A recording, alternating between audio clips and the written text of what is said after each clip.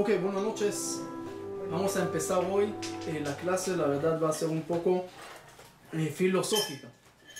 Ok, un poco más filosofía, un poco conceptos tal vez conocidos, pero vamos a profundizar para entender algo básico y esencial del judaísmo.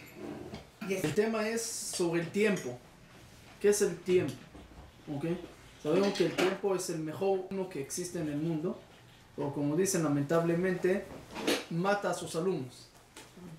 Entonces el tiempo es, de alguna manera lo podemos pensar desde el momento que uno nace hasta el momento que uno sale de este mundo. Para él es el tiempo de la vida. Hay dichos, por ejemplo, de la sabiduría china, que la gente está en el mundo haciendo, gastando y dañando su salud para tener dinero. Después tienen que gastar el dinero para recuperar la salud. Viven aquí como que nunca van a morir. Y cuando mueren parece que nunca vivieron. Entonces pierden el presente para el futuro. Y al final no hay pasado. Es decir, hay que saber cómo... No hay futuro, pero tampoco hay pasado. Porque otra vez, el pasado tuyo, el pasado es lo que haces ahorita en el presente. Se vuelve pasado. ¿Ok? Entonces, si no haces ahorita algo, no hay pasado. Es decir, la historia no lo puedes cambiar, pero sí lo puedes escribir. A través de lo que haces ahorita, algún día va a ser historia. Entonces, esa es la parte importante que tenemos que saber, cómo aprovechar el tiempo y qué es el tiempo. Y si no haces nada, no hay pasado. No hay, porque ¿qué van a hablar de ti? Como el cuento famoso de aquel señor que tenía ya 90 años y quería empezar a resumir su vida, y empieza a resumir, dice: voy a empezar desde que nací, pero no se recordó nada de que nació. Okay, no creo que alguien recuerda su nacimiento. Y después dijo: ok, voy a empezar a resumir desde el colegio. No, pero ahí nada interesante. Ok, de la universidad, no, pero exámenes y problemas y peleas en la casa. No, nada que resumir.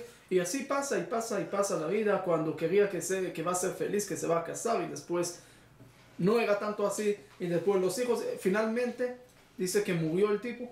Y en la mañana lo encuentran ahí la familia.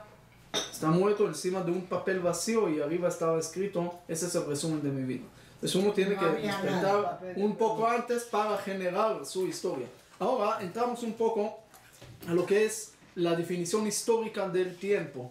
Por ejemplo, los griegos, estamos hablando mucha filosofía griega, la persona estaba bajo del tiempo. Quiero decir, el tiempo era algo que tenía una influencia encima de las personas. Si son los signos zodiacales o no nada más los signos zodiacales, sino todo lo que es tiempo.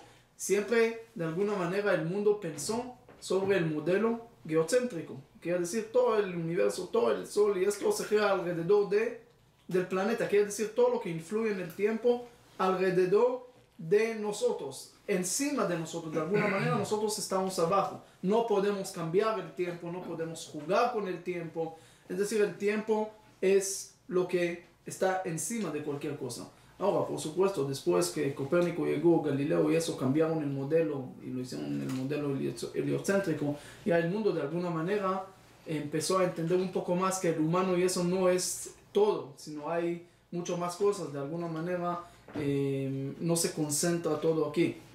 Entre paréntesis, hay lo que también estamos hablando como el siglo III antes de la era común. Aristóteles de Samos, que él también dijo que el universo está girando alrededor del Sol y no alrededor del planeta, pero era casi único en ese momento. Ok, ahora, eso lo podemos ver también en muchas culturas, que el tiempo tiene mucha influencia encima del humano. Un ejemplo, los católicos, por ejemplo, tienen el viernes 13. Es un día que el tiempo está complicado, el tiempo está peligroso, y por lo tanto no se puede subir a los aviones o viajar en viernes 13 o hacer negocios en viernes 13. ¿Por qué? ¿Por la película? No por la película. Se empezó en el siglo, estamos hablando con ya el tiempo de Jesús, cuando el 13avo lo traicionó. ¿Qué? Jesús lo traicionó a Jesús. Judas. Judas, sí. Entonces era el 13avo y era viernes y de ahí empezó. Lo vemos también, por ejemplo, que ellos dicen que Jesús nació el 25 de diciembre cuando ya sabemos que no era la fecha. Incluso según el Nuevo Testamento era por ahí en abril, cuando está la primavera. Pero ¿por qué dice el 25 de diciembre? Para conectarlo con un tiempo astronómico histórico. Es decir, que ya vimos otros dioses como Krishna, como Horus, como otros dioses que nacieron supuestamente el 25 de diciembre. Por supuesto que no todos nacieron el 25 de diciembre, sino hay aquí un intento de juntar el nacimiento del líder con algún suceso astronómico que está pasando en el cielo. Como sabemos que el sol empieza a alargar los días exactamente el 25 de diciembre, una noche antes las tres reyes, los tres estrellas, que ya siempre hablaban de tres reyes en la astronomía, señalan el lugar donde va a salir el sol, los 12 signos son los 12 alumnos, y ahí todo lo que sabemos es finalmente un intento de juntar algún personaje con algún tiempo más importante. Quiere decir, este personaje nació en este tiempo porque este tiempo apropiado para esto. Quiere decir, el tiempo influye encima de la persona. Eso lo vemos también en el Islam. Dice que Mahoma nació en el año del elefante. ¿Qué era el año del elefante? Era un milagro que llegaron de Etiopía y con elefantes grandes y esto para conquistar a Meca, donde va a nacer Mahoma. Y estamos hablando en el año 570 de la era común. Y llegó un pájaro del cielo y arrojaron piedras encima de los elefantes y todos murieron y se salvó Meca. Entonces es un año apropiado que pasó milagro, entonces volvió el nacimiento de Mahoma con este año. Otro intento de juntar una fecha con tiempo para señalar que el tiempo es importante, influye sobre esto. ¿Okay? De ahí podemos ver y entender cuál es el motivo que los griegos trataban siempre de cancelar, de anular el Rosh Chodesh. Prohibieron hacer Rosh Chodesh a los judíos. ¿Por qué? Ahorita vamos a ver cuál es el tema de Rosh Chodesh y cómo de alguna manera contradice a esa filosofía. ¿Okay? Seguimos un poco. Vamos a romper un poco los motivos del tiempo. Pasado, presente y futuro. ¿Okay? Hay una forma de pensar y decir, el pasado no existe. No existe, no lo puedes ver. Existe nada más en tu memoria. Recuerdas algo que ya pasó, pero no existe. ¿Ok? El futuro tampoco existe. Lo estás viendo que va a existir tal vez, pero no existe. Lo único que existe es el presente. ¿Ok? Que se desaparece un ratito. Entonces, ¿Qué? ahora vamos a ver algo. Ahora vamos a ver algo que tampoco existe. Porque este momento ya pasó. El otro momento no pasó. Estás o en el pasado o en el futuro. Hay una contradicción, una paradoja dentro del tiempo, de alguna manera. Porque el pasado no existe, no lo puedes ver. Y no lo puedes regresar porque ya no existe. El futuro tampoco existe, no lo puedes ver hasta que pase. Y entonces, ¿dónde sí existe el momento? Porque este momento que estoy hablando ahorita, ¿ok? Incluso si agarro el momento mínimo de la física, que es el momento, un segundo de Planck, que es 10 seguido con 44 ceros, es dividir un segundo en eso. Imagínate, estamos hablando de un instante que ni se puede pensar e imaginar. Menos que milésimas. Mucho menos. E incluso esto, cuando estás hablando de este segundo, todavía no pasó, porque todavía estás hablando de él. O estás hablando de algo que ya pasó, entonces ya pasó. Entonces, ¿qué existe? Ni esto, ni esto, ni esto. Eso lo vimos también con los hijos de la Haggadah de Pesach, que uno pregunta, el Jajam pregunta, ¿qué es este trabajo de ustedes? Y el Rasha pregunta lo mismo, a uno lo llaman malo y al otro lo llaman sabio. ¿Por qué? ¿Cuál es la diferencia? Entonces vimos algo interesante en las letras. El Jajam pregunta a Ma'avodah, ¿cuál es el trabajo? Y eso, Itchem. ¿Qué es Itchem? Forma las letras de Aleph, Taf, Kaf y Mem. Son la primera letra de las letras hebreas, Aleph, que representa el pasado. Taf es el futuro, es el final. Y Gen es Kaf y Mem, es las letras que están en el medio. De alguna manera el Jajam dice, yo necesito para vivir el pasado, el presente, el futuro, porque si no, no hay vida. Si no tengo los tres, no hay vida. No se puede vivir, porque no puedes agarrar el tiempo.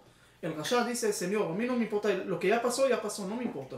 Lo que va a pasar tampoco me importa, porque va a pasar. Déjame vivir en el presente. Eso es lo que dice el Rasha. Por eso dice Ma'avodah Zot, Lachem Lamed, Kaf, Mem. Nada más las letras que están en el medio, que están en el presente. Pero finalmente, como vemos, no hay vida del presente nada más. No existe nada más el presente. Uno tiene que estar conectado con sus raíces, con los antepasados, Abraham, Isaac y Jacob y toda la historia, okay, hasta su papá también, y con su persona y con el futuro, quiere decir con los hijos. Es decir, la educación de los hijos a través de tu persona, basada en las personas del pasado, te forma aquí una familia. Pero si no, no hay. Es decir, se está cortando. ¿Ok? Ahora, hay una forma que decir, no, el presente no existe. ¿Ok? El presente que tú piensas que existe es la conciencia del pasado cercano que tienes. Quiere decir, yo ahorita estoy pensando de que tomé café, el café estaba rico, pero ya tomé el café. Ahora estoy viendo el café, pero ya de alguna manera ya pasó. Si quieren un ejemplo grueso de esa idea, es nosotros vemos el sol, vemos las rayas del sol. Pero ya el sol, es decir, lo que vemos ahorita ya pasó hace 8.3 minutos, por la velocidad y por la distancia. Entonces ya pasó hace 8 minutos es lo que tarda. Sí, porque son 150 millones de kilómetros, dividirlo en la velocidad de la luz, es decir, calcularlo 299.767 kilómetros por segundo, entonces te sale 8.3 minutos. Entonces quiere decir, tú ves el presente, el pasado. Siempre en el mundo es así. ¿Escuchas ahorita algo? Y hablé. Tú ahorita llegó al segundo. Entonces todo el presente es pasado cercano. Entonces pasado cercano existe, presente no existe, y lo que puedes causar es tu futuro. ¿Ok? Otro ejemplo del tiempo, de la conciencia diferente del tiempo, los bebés. Los bebés, estoy hablando también tal vez de 1, 2, 3 años, tal vez hasta 3 años, tienen conciencia de tiempo diferente de lo que tenemos. No tienen pasado, presente y futuro. De alguna manera para ellos todo es presente, todo es eternidad. Cuando se van a dormir, para ellos es como la muerte, porque el dormir es para ahorita, para siempre, porque no hay después. Entonces por eso a veces no quieren dormir. Lo que tienen que hacer es hablarle del día de mañana, qué va a pasar mañana y todo esto, para fortalecerle la conciencia del tiempo, también del futuro, para no quedarse y pensar que lo que pasa ahorita, así siempre va a pasar. Porque de alguna manera los animales también tienen conciencia parecida del tiempo, de lo que sabemos, de lo que pensamos, ¿okay? Sin pensar de lo que ya pasó o de lo que va a pasar, sino siempre lo que está pasando. El humano de alguna manera sufre mucho por esa conciencia, porque nosotros sufrimos mucho por el pasado. Sí. Sufrimos por el holocausto, sufrimos por el templo, ahorita estamos en 3 semanas tristes, sufrimos por desgracias que pasaron o por desgracias personales que pasaron en la historia. Estamos sufriendo, de alguna manera el humano está en una cárcel de sufrimientos del pasado en el presente por la conciencia del tiempo que tiene, por la forma como agarra y absorbe el tiempo. Pues de alguna manera todo el pasado se junta en un presente y en un segundo uno puede sufrir de miles de cosas que ya pasaron. O al revés, puede también estar feliz de muchos viajes y muchos estudios y muchas cosas que hizo. Hay que saber cómo jugar con esa conciencia del tiempo.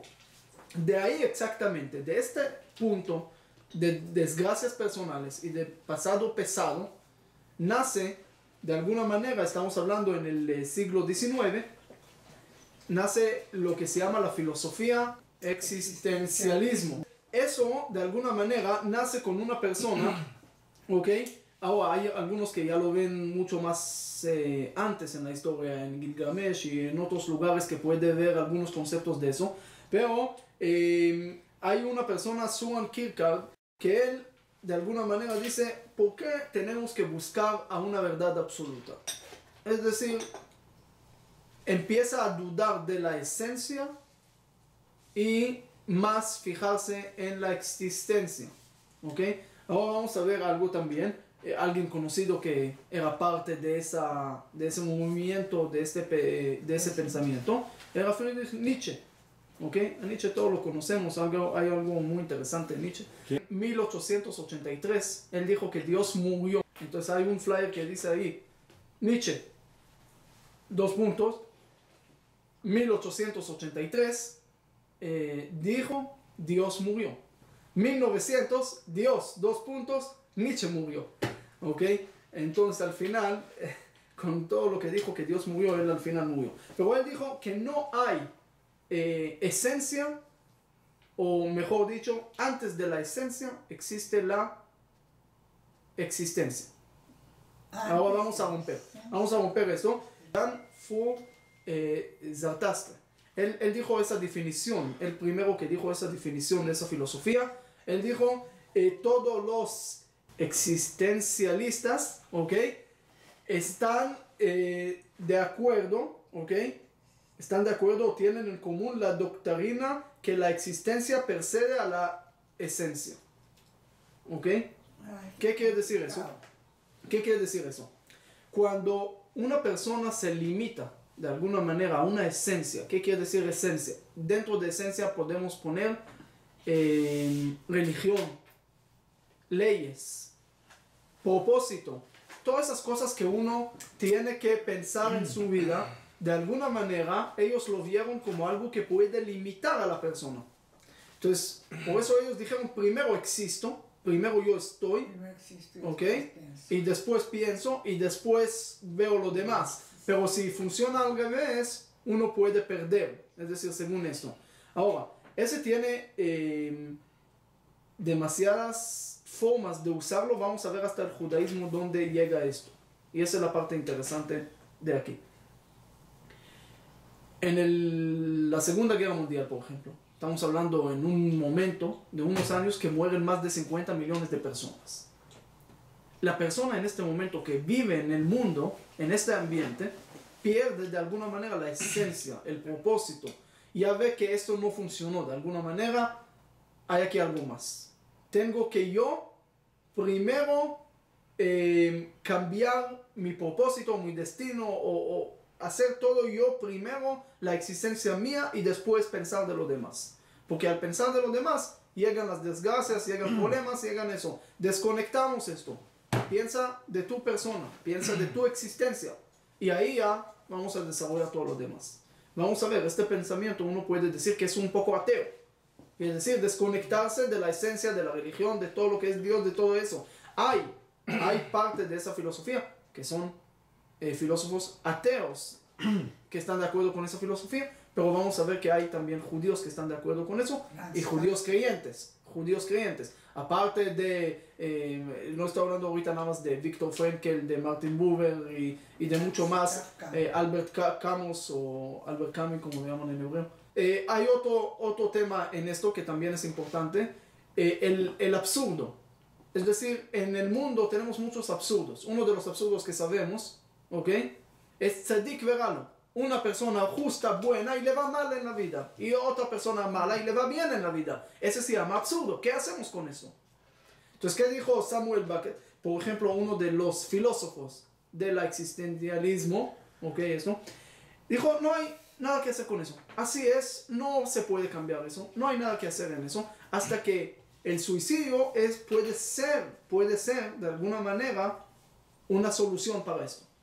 Si hay absurdo, si ves que la vida no está, entonces de alguna manera hay que pensar otra forma. ¿Okay? Llega Albert Camus, que es un filósofo también muy conocido, dijo sí y no. Es decir, el absurdo existe, y él trae un ejemplo de la mitología, de Sísifos. A él le dieron un castigo de subir todo el tiempo y toda su vida una piedra muy pesada al monte, nada más para ver cómo otra vez se cae y otra vez subirla y otra vez se cae. Él dice ahora, imagínense qué piensa Sísifos en este momento que está subiendo la piedra. Entonces puede pensar como el primero, como Samuel, decir, mira, ese es lo que hay, ese es el castigo, tengo que hacerlo toda la vida, y si me puedo morir con esa piedra, mejor, porque no hay salida de esto.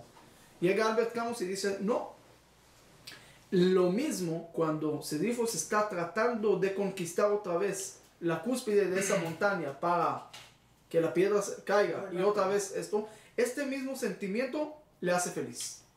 Ese mismo sentimiento de lograr a pasar ese obstáculo, el logro le vuelve feliz a uno a pesar del absurdo. ¿Ok?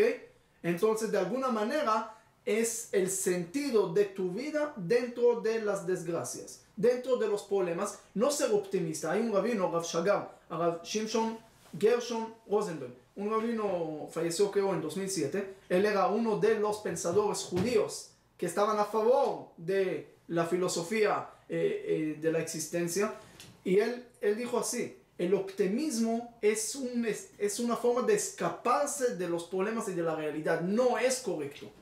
No es correcto. Es decir, ser optimista es una cosa. Entonces, bueno. ¿Okay? Decir todo está bien y tal. Y finalmente estás escapando de los problemas. O agarrar los problemas y empezar a convertirlos en retos, en desafíos, en cosas buenas.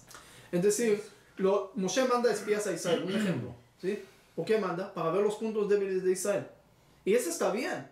Saber y conocer los puntos débiles está bien. El problema es que los espías dicen: no podemos. Estas palabras que agregaron era todo el pecado. ¿Por qué dice que no puedes? Hay obstáculos, pero reconózcalo. Está bien, por eso te mandé. Quiero saber. Pero no decir que no. No aumentar una cosa que no. Y ahí llega la parte jasídica. La parte jasídica, de alguna manera, puede coincidir mucho con ese pensamiento.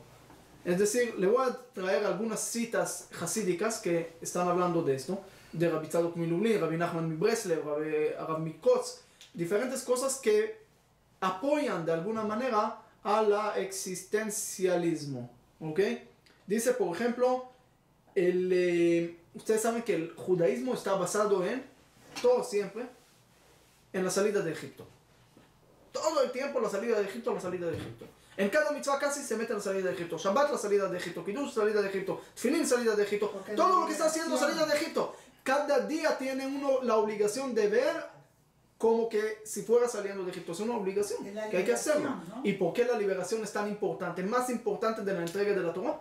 Dice, sí, de alguna manera la parte que la persona tiene que sentir libre es lo más importante, es la base. De alguna manera se coincide mucho con esa filosofía.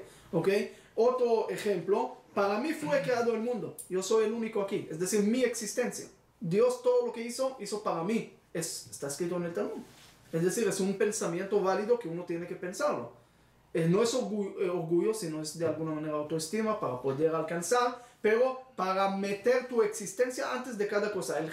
El hasidismo, vamos a llamarlo así, vio a la persona, cada persona de alguna manera como muy especial, aunque está muy bajo, está muy alejado, peca todo el día, pero sin embargo no pierde su personalidad, su existencia, y después que busca su esencia. Pero primero reconozcamos la existencia de la persona como parte de este mundo, o no nada más parte de este mundo, como un mundo. Cuando ya le das ese conocimiento a la persona que es parte importante del mundo, en este momento lo puedes después llegar a la esencia, pero primero hacemos esto. Y eso lo podemos ver: el mundo empezó de una sola persona. Quiere decir, la idea de cada uno tiene la especialidad de ser único en este mundo. No hay uno que es parecido al otro. Ok, dijo el Rav Mikotz con una frase bonita, dijo: si yo soy yo, porque tú sos tú, entonces yo no soy yo y tú no sos tú. Si yo soy yo, porque soy yo, y tú sos tú porque sos tú, entonces yo soy yo y tú sos tú. De alguna manera es, no sé si hay una forma mejor de decirlo en español, lo estoy agarrando de él. No, pero es complicado. No es complicado, es así. Si toda mi esencia depende en tu esencia, entonces ni tengo esencia ni tú tienes esencia, nadie tiene. Porque dependemos uno del otro. Pero si yo tengo esencia por mi esencia, y la esencia viene por mi existencia, y tú también lo tienes, entonces cada uno tiene existencia y su esencia y su trabajo y su propósito. Pero si cada uno ve siempre al otro como un espejo, entonces finalmente puedes poner 1000 espejos y con un billete de $10 o de $100 y pensar que tienes y que sos millonario. Llegas a la tienda y no vas a comprar ni un cacahuate. Nada, es decir, el espejo no te va a ayudar a aumentar la cantidad en la realidad. Entonces, si yo soy espejo porque lo que veo siempre es las personas que están al lado y de acuerdo a ellos me voy a hacer las cosas, entonces estoy mal. Es decir, había una persona que se fue al mikve y dijo, si yo voy a meterme en el agua y aquí son todos parecidos, ahí los hasidim de alguna manera son muy parecidos, dijo, entonces me pierdo. Entonces, ¿qué hago? Puso un hilo rojo, no por el mal de ojo, alrededor, exactamente, pero espera, cuando estaba dentro del agua salió este hilo y se fue de alguna manera a la piel de otra persona. Entonces él sale y de repente ve que no tiene el hilo rojo. Entonces dice, oye, a ver, tiene el otro. Entonces ve que el otro lo tiene, entonces le dice, mira, yo sé quién sos, pero dime por favor quién soy yo. De alguna manera, ese es lo que a veces pasa en el mundo. Uno se forma su esencia a través de lo que ve en el otro, o a través de lo que ve en el mundo, o a través de lo que la moda manda, o que la gente manda, o lo que van a decir los demás, y pierde su esencia. Por eso, de alguna manera, existe el concepto de Itbodedut. Itbodedut es parte esencial de la filosofía del existencialismo, porque uno tiene que de alguna manera sentir único. Al sentir único puede desarrollar mucho más su fuerza. Itbodedut, ¿qué quiere decir? Itbodedut es aislamiento, es decir, estar aislado, estar solo. Entender separado, tu esencia no es separado, no es separar de la gente, no hay que separar de la gente, hay que estar juntos, minyan es estar juntos, no es kadosh, es de alguna manera tener tu espacio solo para entender quién sos. No tiene que ir a vacaciones ahorita mucho tiempo, pero ahorita puedo estar aquí, estamos en clase y hay una persona que aparentemente está aquí en Guatemala, pero tal vez ya su mente y todo está en Israel. Él está aislado, él ahorita piensa en otra cosa totalmente diferente. Quiere decir, puedes estar con gente, pero mantener tu esencia y tu existencia de alguna manera según tus pensamientos. Ahorita vamos a profundizar un poquito más en eso, ¿ok? Pero como dice la Mishnah en Avot, que lo estudiamos hace mucho, Imen ani li mili. Si yo no soy para mí, ¿quién va a ser para mí? Es decir, nadie va a poder llenar mi propósito porque mi propósito del mundo es único. Es decir, es una parte importante que tenemos que saber sobre la personalidad. Ahora, dejando todo eso en un lado, un segundo, para no hacer nada más clase ahorita de existencia y filosofía. Sí, esperamos, regresamos un poco a lo que es el tiempo, la definición del tiempo. ¿Ok? Ahora, hablemos un poco de lo que era el tiempo en la ciencia. Como la ciencia, dejando la filosofía un rato, la ciencia durante mucho tiempo, para la ciencia el tiempo era algo abstractico, algo que no se podía agarrar de alguna manera. Ya Newton después llega y esa es la forma de pensar o de tomar el tiempo, la forma objetiva, ¿ok? El tiempo es una dimensión real de lo que tenemos y cada objeto tiene una dimensión del lugar y de tiempo. Por ejemplo, te veo a las 7 de la noche en la zona 14. Uso tiempo, uso lugar. Siempre uso dos formas para explicar alguna cosa o para decir alguna cosa. Siempre tomo dos cosas, dos dimensiones del tiempo y de la realidad. Kant llega después, dice, no, el tiempo es de alguna manera cualidad de objeto. Si no hay objeto, no hay tiempo. Es decir, si no existe nada en el mundo, ¿hay tiempo o no hay tiempo? Según él, no. Si no tienes algo, es decir, si no hay nada que quiere el tiempo o que necesita el tiempo tampoco existe. Es parte integral por ejemplo, la clase como clase depende del tiempo. Entonces ahorita hay tiempo. Hay mundo, hay tiempo, pero no hay mundo, no hay tiempo. Hay una forma también de ver de Leibniz y otros que ven el tiempo de alguna manera de una forma muy subjetiva. Quiere decir, el tiempo es relativo, no todavía de Einstein, sino el tiempo es relativo de acuerdo a lo que yo vivo. Por ejemplo, en la Torah existe que Jacob trabaja 7 años por Rachel, pero para él eran como días. Por tanto quería a Rachel, pasó el tiempo tan rápido. Porque cuando tú estás haciendo algo que te gusta, el tiempo pasa muy rápido. Haces algo que no te gusta, parece así. Es decir, tus sentimientos marcan el tiempo. Por ejemplo, para uno Shabbat pasa 5 años, Shabbat, y hasta que sale Shabbat se ve como una persona que se liberó de la cárcel de 50 años, dice, qué bueno salió Shabbat, se va con su cigarrillo, con su café, con su esto, con su celular, dice, qué bueno que salió Shabbat, y en verdad parece como una persona que salió de la cárcel. Y el otro, parece que Shabbat para él fue unos segundos, o depende si te gustó o no te gustó. Bueno, pero el tiempo es el mismo, la verdad. No, ¿Sí? según esto no, es subjetivo, es subjetivo. Porque tú agarras el tiempo, por ejemplo, una señora, no señor, para no meter para poner señor, un señor pastuso, huiteco, gallego, como lo llaman, le dice a su amigo, mira, si yo me caigo de ese edificio que tiene 50 pisos, ¿cuánto tiempo de arriba hasta abajo? Dijo, más o menos una semana. Dijo, ¿y me voy a morir? Dijo, claro, una semana sin comida. Entonces, ahora el tiempo, cada uno lo puede medir de alguna manera diferente, no como esto, hasta una semana, pero el tiempo finalmente es lo que marca lo que yo vivo, ¿ok?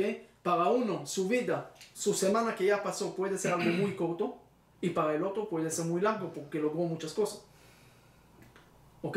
Entonces, el tiempo es, como dice, de alguna manera, en los Salmos hay un versículo que 1000 años aquí es como un día de Dios. De alguna manera tratando de decirte que la forma de agarrar el tiempo puede ser diferente de un lugar al otro. Vamos a ver que he explicado bien esto, pero por ejemplo uno viene en el corte y le dice, Dios, para ti $1.000.000 es como unos centavos, entonces dame $1.000.000. Dios le dice, no hay problema, venga mañana. Entonces un día de él es como 1000 años, entonces la persona todavía está esperando. Pero el punto es que las diferencias del tiempo, según esa definición, es totalmente subjetiva, de acuerdo a lo que tú vives, a lo que tú sientes, y para eso va a ser totalmente diferente. No es igual el tiempo. ¿Okay? Y llega Einstein y confirma esto de alguna manera, de una forma científica, y dice, el tiempo puede cambiar de acuerdo al observador que llega y manifiesta de alguna manera en su velocidad. Es decir, la paradoja de los gemelos, nacen dos gemelos, uno sube a Andrómeda, que es 2 millones de años de aquí, se va en la velocidad de la luz, regresa, el mundo ya está 4 millones de años atrás, su gemelo ya tiene 4 millones de años, ¿ok? Y él, por la velocidad y todo, tiene nada más 26 años. Gemelos nacieron igual y regresan y son diferentes. De alguna manera el tiempo es la cuarta dimensión del espacio, ¿ok? El tiempo es parte del espacio. Al jugar con una de las dimensiones se puede jugar también con el tiempo. El tiempo no es algo absoluto, ¿ok? El tiempo es relativo, ¿ok? Y todavía en la teoría cuántica y esto se llega a cosas todavía mucho más absurdas y absurdas científicas, pero parte teóricas, parte comprobadas, pero cosas que nos pueden mover o no mover, sino quitar el tapete totalmente. Son cosas que difícil pensarlo, difícil agarrarlo, ¿ok? Este espacio-tiempo que estamos hablando, por ejemplo, el imperio incaico lo llamaron facha.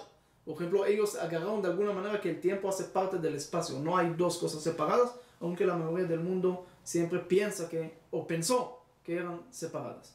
¿Ok? Ahora llegamos al judaísmo. Con todo eso vamos a llegar al judaísmo. Termino y ahí pregunto. Solo siempre es confuso.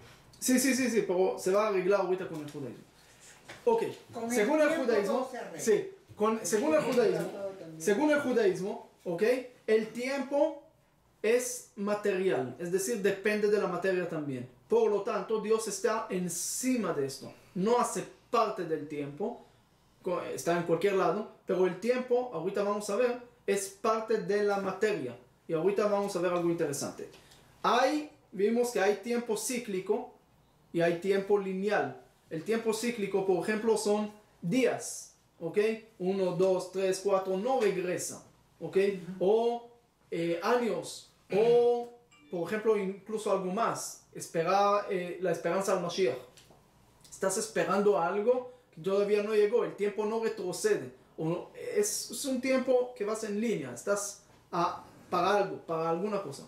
Y hay tiempo cíclico, que cada semana se repite otra semana y otra semana. Es un ciclo, meses. Es un ciclo que estás repitiendo. Por ejemplo, en Sfirat HaOmer, antes de recibir la Torah, estamos haciendo los dos. Estamos contando días y contando semanas. ¿Ok? Es obligación contar los dos. Porque estás de alguna manera arreglando la parte lineal y la parte cíclico para recibir la Torah que tiene los dos. Ahora, Akadosh Baruj Hu, cuando Dios le dice a Abraham algo interesante, le dice: tu pueblo va a ser esclavizado 400 años en Egipto. ¿Qué es? Tiempo. 400 años. Tiempo. ¿Cuándo van a regresar? Vedorevi Yashuvena, la cuarta generación va a regresar. Dios, el castigo o la desgracia o la parte negativa depende en tiempo, pero cuando habla de la parte de la salvación depende en persona, en el humano. Ahora, por ser el tiempo relativo y contarlo de alguna manera diferente, Dios dijo 400, al final se hicieron 210 y en realidad fueron 86 de esclavitud. Ahora, ¿y por qué Dios cambió su opinión? 86. Porque 210, sí. Sí, no, 210 desde que Yosef bajó, pero no eran esclavos desde Yosef bajó, eran en la política, tenían puestos altos, la hija de Trump, la hija de Yosef era casi el rey de Egipto. ¿Ok? Y todos los hermanos tenían puestos altos hasta que llegó y empezó la esclavitud. Muchos, 86. Hay diferentes opiniones, ya lo vimos en la clase de Egipto, pero en realidad la opinión más común, 86 años, que Dios cambió su palabra, su decreto, dijo 400 años. Ahora, eso es lo que vimos en Shabbat. 400 desde Abraham. Pero Abraham no estaba esclavizado en Egipto. Porque esa Ruach se la dijo a Abraham. Pero dijo, van a estar esclavizados 400 años. No, van a estar en Egipto. No dijo eso. Van a estar esclavos, lo van a hacer sufrir 400 años. Pero no habla de Abraham ahí. Como que les perdonó un poquito por la persona. Por las mujeres. No, ese ya lo vimos, que las mujeres dijeron que iban a seguir la esclavitud en la casa. Pero a los hombres. Pero no termina. Pero ¿cómo se llama? Eso es lo que vimos en Shabbat de alguna manera, que el pueblo de Israel tenían siempre dudas en Moshe de alguna manera, porque dijeron, Moshe nos sacó antes del tiempo. Entonces no viene de Dios, por eso siempre tiene el bastón para hacer magias. Por eso Dios le dijo, para sacar agua, habla y no con el bastón, para que el pueblo vea que no es magia. Pero Moshe, sin embargo, lo pegó. Otra vez con el bastón, por eso era tan grave lo que hizo. Pero dejando eso en un momento, Dios de alguna manera cuando habla del castigo, de la desgracia o de las cosas malas, depende de tiempo. ¿Por qué lo pone con tiempo? Porque el tiempo es relativo y lo puedes jugar de alguna manera según la conciencia de la persona. Si la persona sufre demasiado, para él puede parecer como 400 años. Entonces puedes darle connotaciones diferentes al tiempo, más a la persona es algo absoluto, no lo puedes cambiar. Entonces, por eso, las cosas buenas no cambian, según la persona. Las cosas malas tienen tiempo, quiere decir, se puede jugar sin cambiar la palabra de Dios. Ahora, espérense, algo más interesante. Nosotros tenemos 365 prohibiciones. ¿Y cuánto acciones, cuántos mitzvot, preceptos? 248. 248. Miren algo bonito. Las partes de las prohibiciones son 365. ¿Qué son 365 días más? del año. Días del año. ¿Qué es? Tiempo. Las prohibiciones dependen del tiempo. Pero 248 mitzvot, ¿qué son? La preñez. Negativos. Los miembros que cada uno tiene del cuerpo. Es decir, humano, persona. Es decir, los mitzvot, la parte positiva depende en persona. Las cosas malas de alguna manera dependen en el tiempo. Ahora van a ver algo más interesante todavía, ¿ok? Por ejemplo, entre paréntesis, uno me preguntó, ok, si Dios no tiene tiempo, entonces ¿por qué el rezo tiene tiempo? ¿Por qué no puede rezar después de esta hora? Kriyat Shema a esta hora, Zman Tfilah a esta hora, Mincha a esta hora, Arvita a esta hora. ¿Por qué? Si Dios no tiene tiempo, ¿qué le importa? Yo le dije, no es por Dios, sino es para ti. Porque si no ponemos tiempos, nunca vamos a rezar. Siempre vamos a decir mañana. Y uno nunca reza. El compromiso te da para ti. Sí, pero por lo menos te mete en un lugar que vas a tener que hacerlo. Es decir, tener una base, un límite de tiempo. Mira, hágame el trabajo hasta tal día. Pero si no das límite, como el señor de los zapatos, ¿ok? Llegó después de 20 años, el cuento famoso. Después de 20 años con el recibo, encontró en la casa un recibo de zapatos. Le dijo al señor de los zapatos, mira, hace poco tiempo dejé aquí unos zapatos, no sé si me lo puedes dar. Vio que es hace 20 años, dijo, lo voy a revisar en la bodega. Se va a la bodega y le dice, señor, no sé si puede regresar mañana porque todavía no están listos.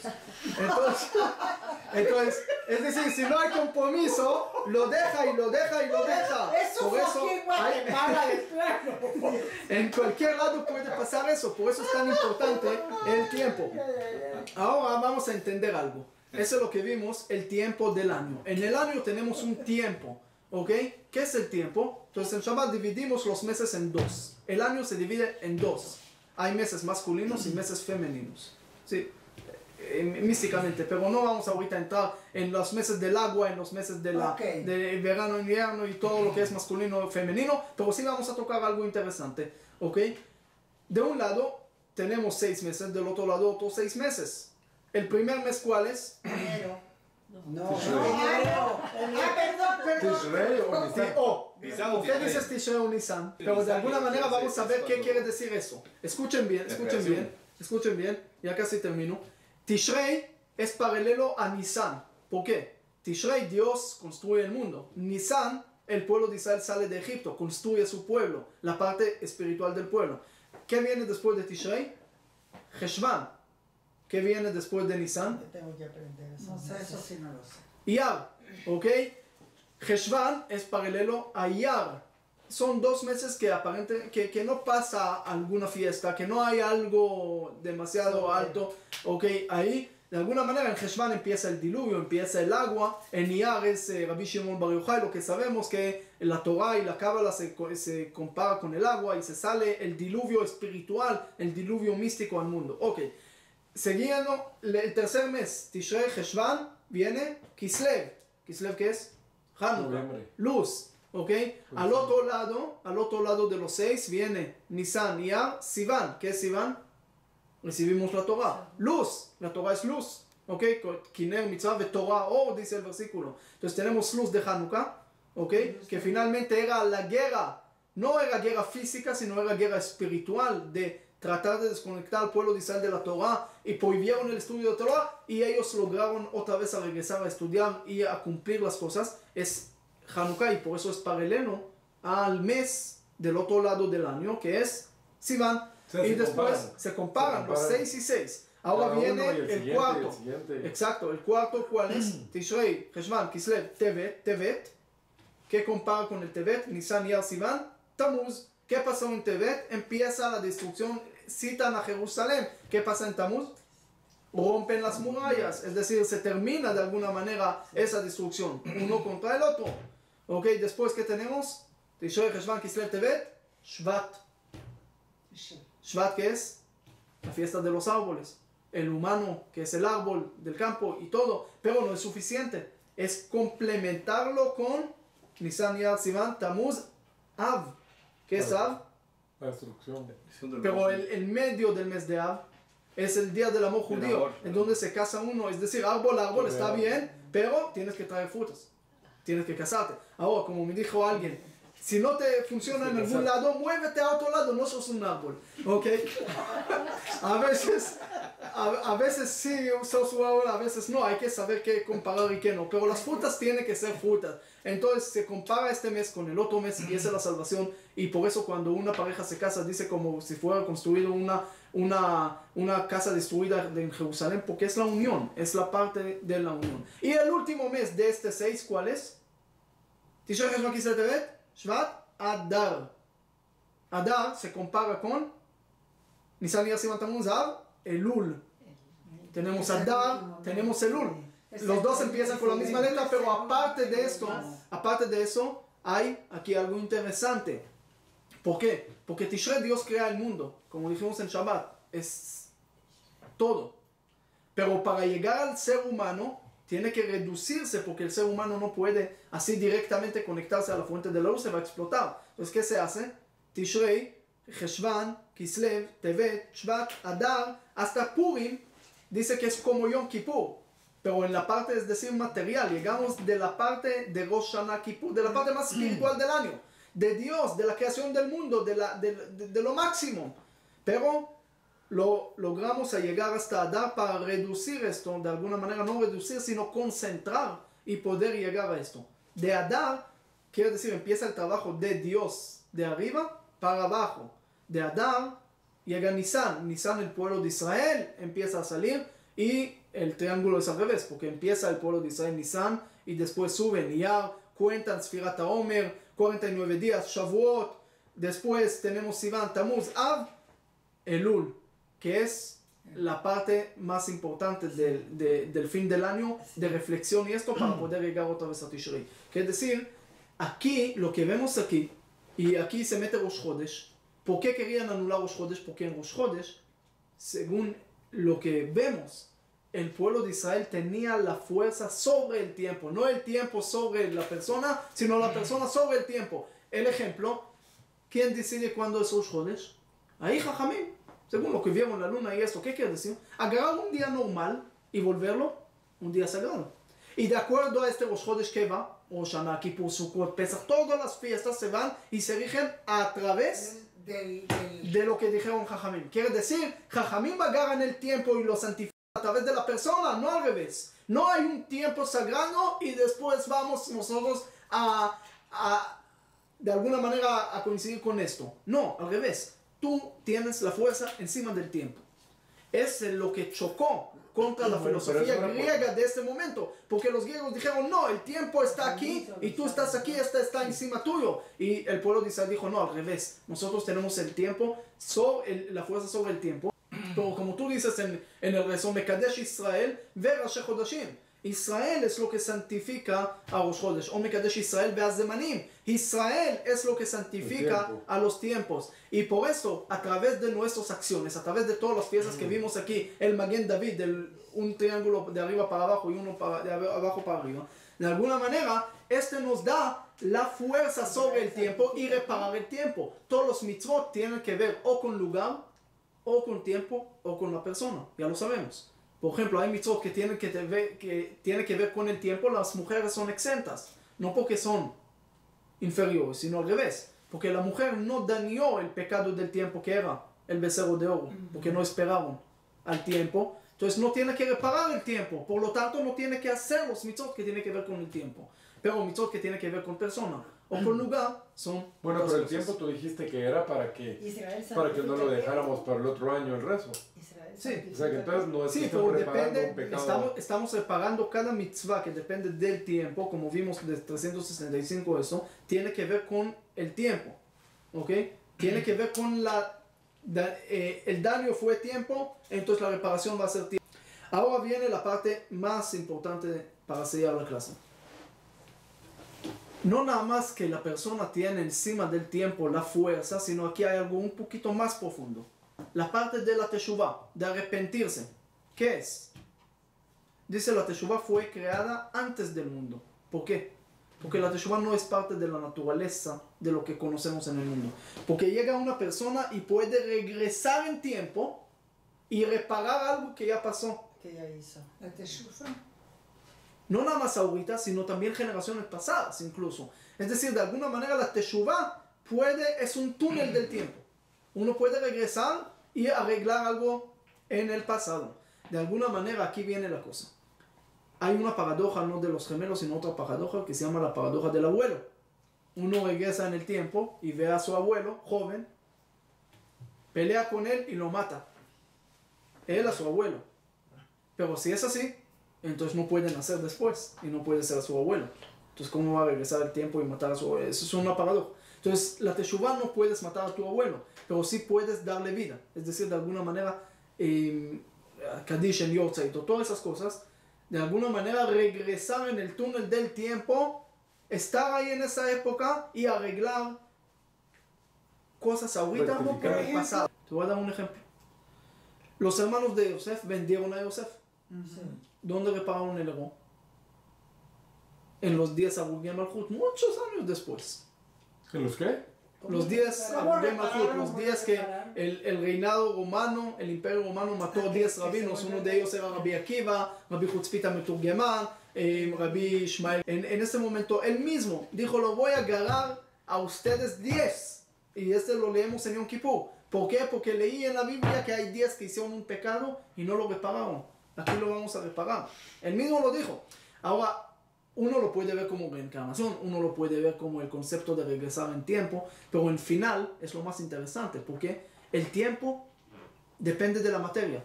Si vimos en la clase, hace 3 clases, que el tiempo, que la materia no existe, que es una ilusión, quiere decir que también el tiempo, de alguna manera, es una ilusión dentro de la ilusión del lugar, del espacio. Es decir, espacio-tiempo es la misma cosa, pero los dos son ilusión. Por eso, como dije antes, no hay pasado de alguna manera, no hay presente y no hay futuro, porque el pasado ya pasó, el presente no lo puedo agarrar y el futuro todavía no llegó. Entonces no tengo nada. Entonces si no tengo nada, ¿qué sí tengo?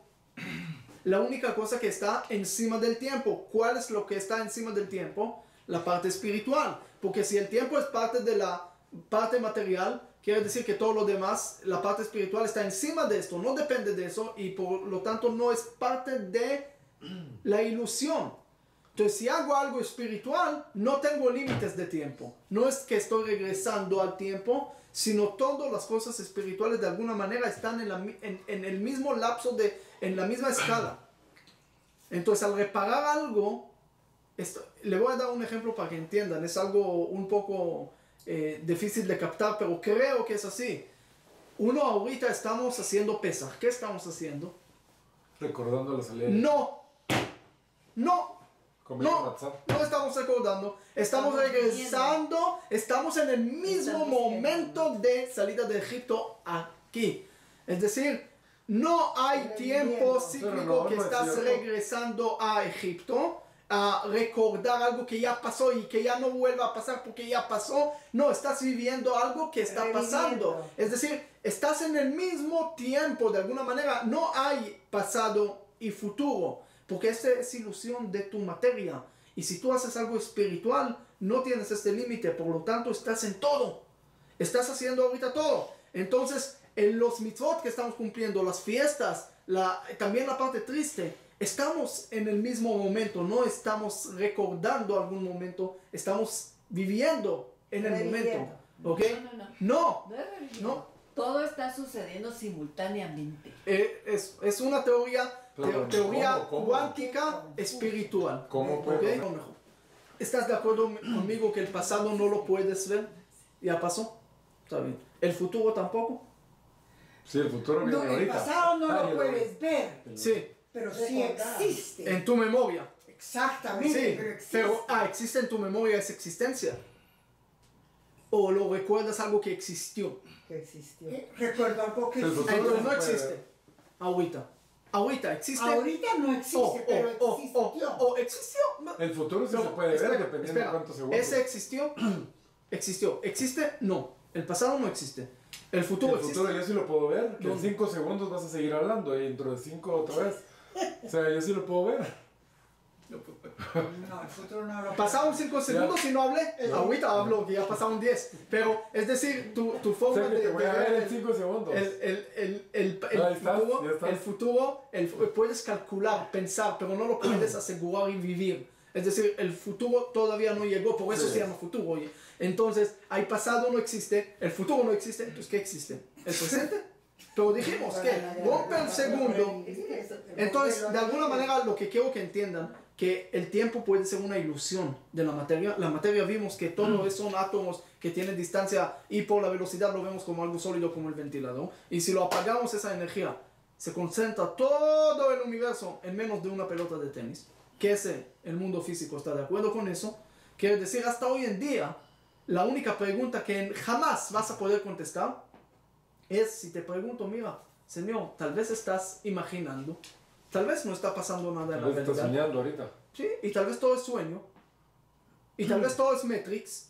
¿Ok? Entonces volvemos a ver una Matrix en vez de escuchar una clase de Torah ahorita. Pero el tema es, no quedarse en la Matrix. No quedarse y pensar que todo el mundo es sueño. No, ese tiene que llevarte a un mensaje. Ok, todo el mundo es ilusión. El tiempo es ilusión y la materia es ilusión. Y por lo tanto, ¿qué?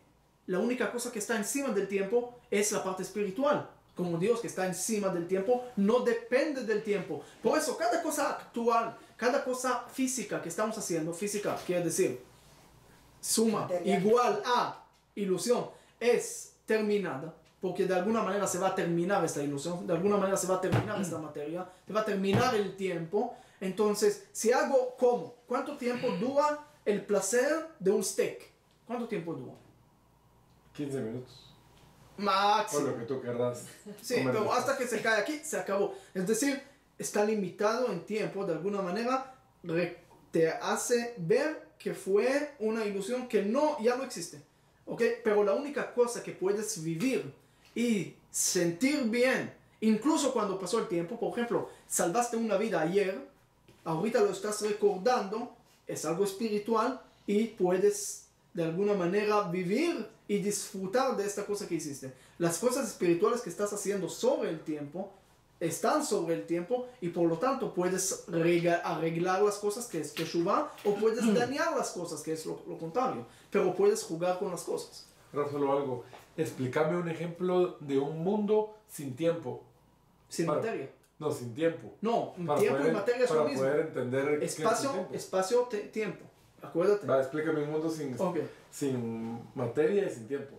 Sí, te voy a decir un ejemplo. Tú estás soñando, ¿ok? Sobre una mesa que tiene 5 metros. En tu sueño estás soñando. Y que ya son las 5 de la tarde. ¿Ok? Ahora, estás dentro del sueño. Yo me meto dentro de tu sueño. Y llego y te digo, Señor, estás soñando. Y tú me dices, Señor, explícame una realidad sin la mesa y sin el tiempo de 5 de la tarde que yo lo veo en este momento preciso. Ahora lo veo, lo siento, toco la mesa en mi sueño. Y yo te digo, pero Señor, sálgate de tu sueño, es sueño, despiértate. Tú me dices, yo no sé de qué despertar estás hablando. ¿De qué otra realidad estás hablando si aquí estoy en la realidad? Estoy sentado en la mesa, ¿qué más quiero? Y no te puedo explicar y no me vas a creer y nada se va a cambiar. A menos que te voy a lograr despertar. Al despertar, de repente vas a ver que todo fue un sueño. Vas a decir, tenía razón. Y tal vez te despertaste dentro de otro sueño. Eso es posible, pero nunca puedes, escucha bien, nunca puedes dentro del sueño sentir de alguna manera que no es sueño. Si estás en una realidad y de alguna manera hay una ilusión de realidad del sueño, estás seguro que es una realidad. El tiempo está corriendo. Sí, también el sueño está corriendo 5 de la tarde, 6 de la tarde, 7 de la tarde, está corriendo y tú estás seguro que está así. Si no vas a despertar, siempre vas a pensar que es una realidad. Pero siempre va a correr. Sí, pero despiertas y ya no existe el tiempo del sueño. Estás en otra realidad, en el mundo. Pero, la muerte es otra forma de despertar. Es otra proporción de avance de tiempo. Exactamente. Entonces, ahora la proporción del sueño es totalmente diferente. Tú puedes soñar primero no hay límites casi de lugar, tú puedes soñar de Israel y de África y de Australia y de esto, y los tiempos, puedes soñar algo y vas a pensar que soñaste un año. Despiertas, ¿qué? ¿Dormí nada más 5 minutos? No puede ser. Y todavía hay algunas opiniones psicológicas y esto, que el sueño dura nada más 7 segundos. Es un buen ejemplo. El mensaje es, de alguna manera lo puedes ver de 2 cosas. ¿Ok? Primero, la forma, es decir, las fiestas. Estamos festejando fiestas. ¿Ok? Entonces uno lo ve como memorias y es parte de lo que siempre uno piensa. Pero si uno lo ve como la fuerza de él, de decidir sobre el tiempo, de arreglar el tiempo, de controlar el tiempo, ya es otro sentido de fiesta. Tú estás ahorita comiendo matzah, tú estás ahorita saliendo de Egipto y estás mejorando tu vida porque estás formando una vida nueva.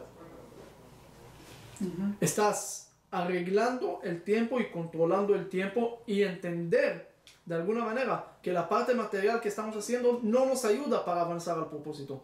Porque si es parte de la ilusión, entonces estamos perdiendo demasiado tiempo en el sueño y no fijamos tanto en la realidad. Quiere decir, una persona que le gusta soñar todo el tiempo no está trabajando y por lo tanto no va a ganar sueldo. Pero está soñando muchas cosas buenas, que tiene dinero y casas y carros y esto, pero finalmente no lo tiene. Okay. Entonces, si una persona tiene que tenerlo muy claro en la vida, si estás haciendo nada más la parte material de tu vida, entonces estás perdiendo tu tiempo en sueño. Pero si te empiezas a hacer la parte espiritual, estás sobre el tiempo. No tiene límites de tiempo, por lo tanto nunca se va a terminar este efecto que está haciendo, y entender el efecto de la mariposa espiritual de cada caso y cada mitzvah que estamos haciendo. Cada cosa que estamos haciendo tiene un efecto sobre toda la historia, porque toda la historia está en un instante. Para mí, lo más fuerte. Es decir, uno a veces piensa y dice, ¿y qué importa si yo hago así o yo hago así? Igual. Pero si tu acción ahorita está en todo la historia, es decir, tiene mucho más fuerza. Y tiene que ser, no tiene límites. Entonces cada acción, cada forma de agarrar otra acción y agarrar otra mitzvah y agarrar otra mitzvah, mientras uno más entiende el valor de cada mitzvah, más rápido va a ser la mitzvah. Pero lamentablemente no tenemos siempre el valor de cada mitzvah. Entonces la moraleja de todo esto es tener valor de cada mitzvah, uno, apreciar la parte espiritual como propósito único de la vida, y la parte material. La parte espiritual como propósito único de la vida. Porque el otro es ilusión. Te puede ayudar para generar más y más cosas espirituales de alguna manera, como gasolina para quedarte, pero finalmente no hace parte de tu propósito, porque es algo que termina, no es algo que se queda. Es decir, tú estás aquí en Guatemala, por ejemplo, juntando dinero para ir a vivir a Israel. ¿Está bien? Entonces, si te digo, mira, te voy a traer a Guatemala para que puedas ahorrar dinero a Israel. Ok, tú me preguntas, ¿cuánto gano en Guatemala? Te digo $5,000. $5,000 es muy bueno, lo voy a ahorrar mucho para Israel. Y vienes a Guatemala. Y llegas a Guatemala y de repente ves que de $5,000 gastas $5,000. Pero alguien te dice entonces, ¿qué estás haciendo aquí? Y tú dices, no, estoy juntando $5,000 para llegar a Israel. Dice, sí, pero estás perdiendo eso cada mes, lo estás gastando, entonces no tienes nada. Sí, pero por lo menos, no por lo menos, esa es la vida. Si estás haciendo aquí algo nada más material, no estás juntando nada para el otro mundo. Entonces tú estás hablando desde un punto de vista espiritual. No espiritual, sino real. ¿Entendiste? Escucha un segundo algo que pasó en esos días hace más de 2000 años. Cuenta el Midrash que había un filósofo de Atenas, entonces la filosofía griega, a hablar con los niños de Jerusalén, que dijeron que son muy sabios. Y llega con el niño, alguno de los niños le dice, venga, y le da 2 quesos. Le dice, mira niño, ¿me puedes decir de qué queso llegó, de qué animal, qué queso llegó de una cabra negra y qué de una cabra blanca? ¿Ok? ¿De qué? ¿Cuál es el origen? Los dos parecen iguales. ¿Ok? El niño le dice, espérate aquí un segundo. Va a la casa, regresa con 2 huevos. Y le dice, señor filósofo, ¿me puedes decir qué llegó de una gallina blanca y qué llegó de una gallina negra? El filósofo dijo, mira, ese niño me ganó. Y se fue a la casa. ¿Qué pasó aquí? Dice, el filósofo llegó con el niño y le dice, señor, finalmente no importa del origen de dónde viniste, de qué llegaste, de qué lugar. Finalmente son lo mismo, los resultados, no importa si pensaste mal, pensaste bien, todo el origen de las cosas, si finalmente todo es igual. Al final, a los resultados ya no puedes diferenciar entre los dos. El niño le dijo, no, señor. Las personas, y esto, la parábola que tiene que usar aquí es huevos. ¿Por qué? Porque por afuera no se ve la diferencia. Pero empieza a calentar un poco el huevo y ¿qué va a salir? Un pollo. Pero ahí vas a saber quién llegó de quién. Es decir, a veces no ves el origen de las cosas y el pensamiento y todo lo que pasó, porque ya pasó, pero en un resultado sí lo vas a poder ver. Ok, eso está bien, déjalo aquí en un momento. El Talmud en Bejorot trae otro cuento sobre Rabbi Yoshua ben Hanania, que era un rabino filósofo. Se fue a discutir con los filósofos de Atenas. Y pasó lo mismo, pero al revés. Los filósofos de Atenas le dieron al Rabbi Yoshua 2 huevos, uno blanco, uno iguales, y le dijeron quién llegó de quién de origen blanco, quién de origen negro. Y Rabbi Yoshua ben Hanania le dijo, señores, espérense, le trajo 2 quesos. Le dijo, ustedes, por favor, que me digan qué es de origen blanco y qué es de origen negro. ¿Qué pasó aquí? Es al revés. Dice, escuchen bien. Los filósofos de Atenas le dijeron a Rabbi Yochanan ben Hanan, mira, ustedes tienen 21 días tristes, negros, que es de Yud-Zayin Betamuz hasta Tisha B'Av. Tienen 21 días alegres, de Rosh Hashanah hasta el último día de Sukkot, de Simchat Torah. Tienen días alegres, días tristes. Ellos dijeron, los tiempos alegres que ustedes tienen para borrar los tiempos negros no funcionan, porque la realidad es que existe todavía los tiempos negros. Entonces no funciona, aquí no funciona, allá ustedes están haciendo pérdida de tiempo. Rabbi Yochanan ben Hanania le contesta con quesos, le dicen, tiempo es diferente la parábola. Es al revés, es quesos. ¿Por qué? Porque no existe tiempo malo, tiempo bueno. Depende de lo que estás haciendo en el momento. Los tiempos pueden ser como los quesos, son iguales, no hay diferencia. Pero si tú pones ahí un picante en el queso, va a ser picante. Si lo pintas en negro, va a pintar de negro. Si pintas de blanco, va a ser blanco. Es decir, depende de tus acciones. ¿Qué está pasando aquí? Toda la clase que dije, en un niño y Rabbi Yochanan ben Hanania y 2 filósofos de Atenas, concentra toda la clase. ¿Por qué? El niño, cuando estaba hablando con el filósofo, está hablando sobre el humano. Y el humano sí depende del origen, depende de dónde llega, depende qué piensa, depende de toda esa parte espiritual, porque va a marcar en el resultado y la analogía va a ser huevos. Pero cuando habla de tiempo, 21 días, alegres, tristes, la parábola va a ser quesos. ¿Por qué? Porque el origen no importa, porque no hay aquí un tiempo así, un tiempo así, importa como tú lo tus hagas, acciones. Tú tienes la fuerza de cambiar y controlar el tiempo. Esa es la grandeza que vemos en el judaísmo, lo que vemos como lo estamos haciendo. Es decir, la Torah, estás contando días, semanas, tiempo cíclico, tiempo lineal, finalmente recibes la Torah, tienes los dos controlados.